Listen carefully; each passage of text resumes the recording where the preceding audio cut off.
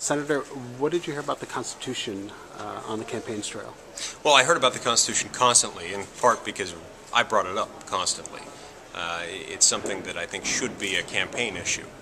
Now, what I would bring up about it specifically was the idea that the powers of the federal government are limited.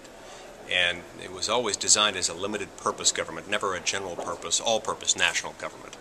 And we've drifted from that substantially over the last 75 years. That's how we've gotten to the point where we are, where Americans are working 3 or 4 or 5 months out of every year just to pay their federal taxes. And then they're told that that's not enough because we've accumulated a national debt that within a year's time will reach $15 trillion. What kind of reaction did you get from the voters when you talked about the Constitution? Very strong. The voters reacted sympathetically and passionately in the direction of wanting to say, well, we want to restore limitations that are contained in the Constitution, but that haven't been followed as faithfully as they should be.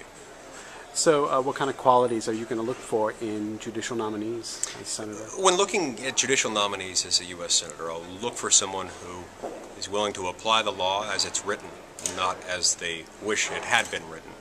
I'll be looking for people to confirm who are willing to recognize that our laws consist of words, that words have meaning, and that in order to ascertain that meaning, we need to look at all the traditional rules of statutory interpretation, including looking at the context historically and otherwise, and wanting to look at the law as it's written, not as they wish it were. Is there anything you'd like to say to the 100,000 plus Federalist Society Facebook fans?